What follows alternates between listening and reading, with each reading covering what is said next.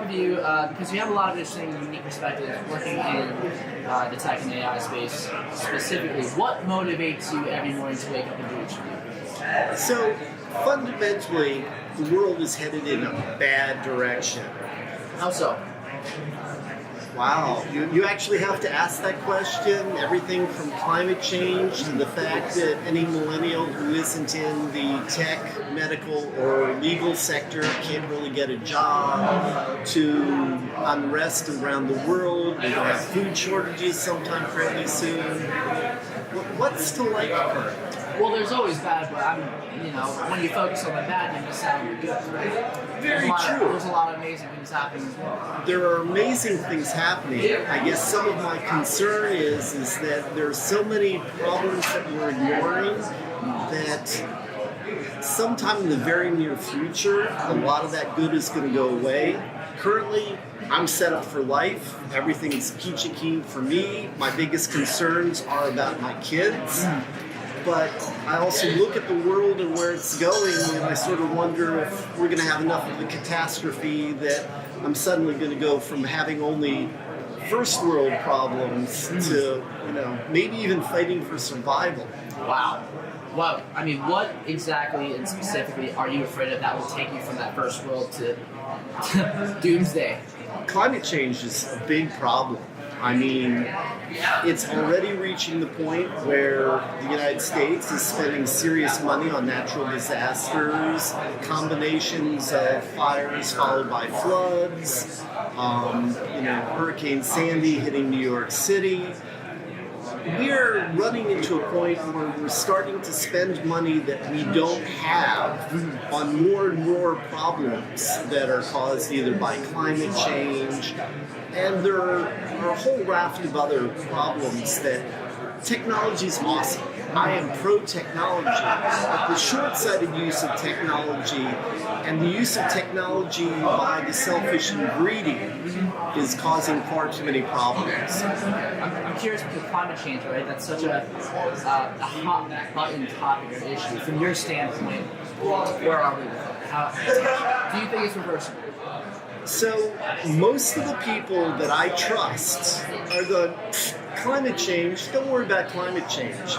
What's going to happen in 20 years is that India is going to be up against the wall. Their glaciers will have melted. They're going to get hammered by monsoons on their coasts. The north is dry and too hot. They're going to be forced to take action. And even today, they have the technology and they have the money to aerosolize a whole bunch of sulfur compounds, put it up high in the atmosphere, and it will block enough sunlight globally that it will reverse climate change. What can we do about it?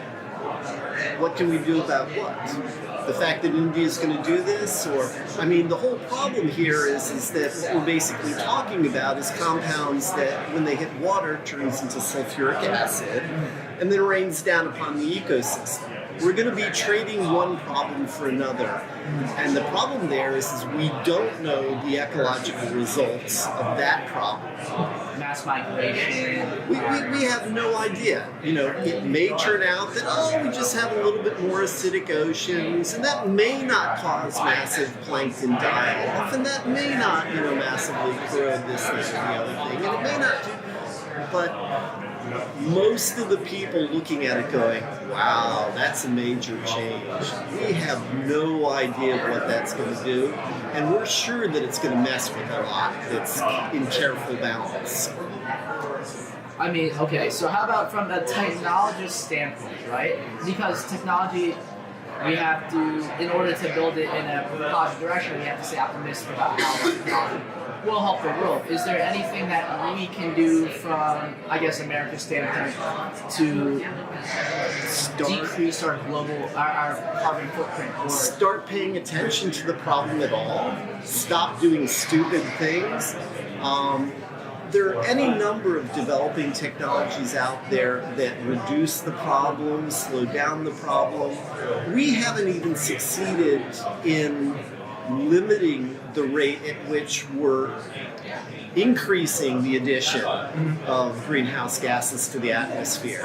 I mean, we're still going in the wrong direction, and we're past the point where we really need to already be doing mitigation and, actively reducing it rather than each year still putting a higher and higher rate going out. Could technology solve the problem? Probably. We're not even really trying with technology right now. I mean, solutions are being thrown out, and people are going, oh, but I'm making a lot of money on gas and coal. I see what you're saying. So the focus of technology is not on the problem of climate change. The focus of politics and social desire is not on climate change. I mean, there are certain individuals, there are more than enough individuals developing the technologies, but we have to have the political will to actually move in that direction. Coal is a problem. All the petroleum and oil companies, they keep talking, they keep hearing, oh, it's going to be peak oil, peak oil, peak oil.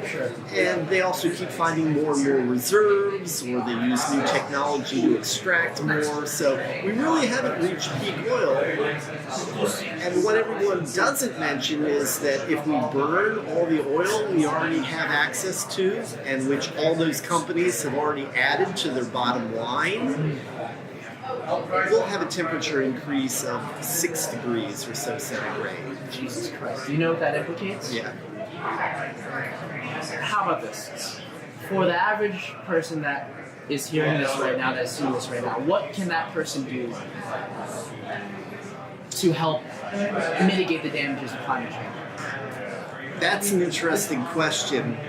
Unfortunately, I'm not a climate change expert.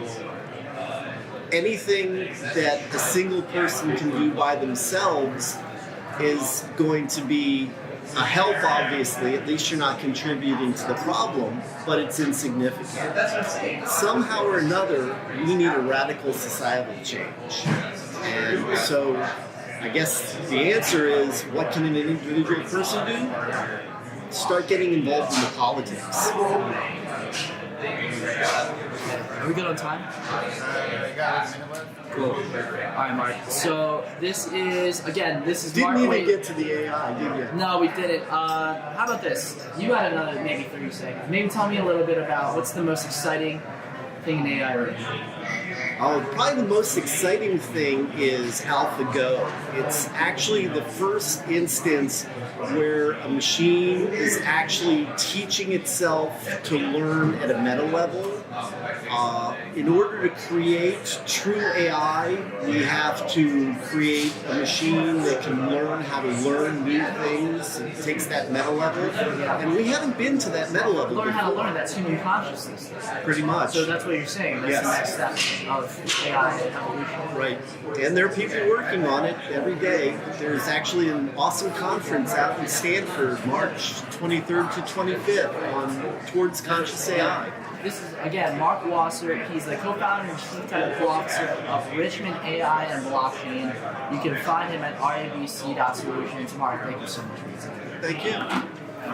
And that's it. That's a wrap. Cool.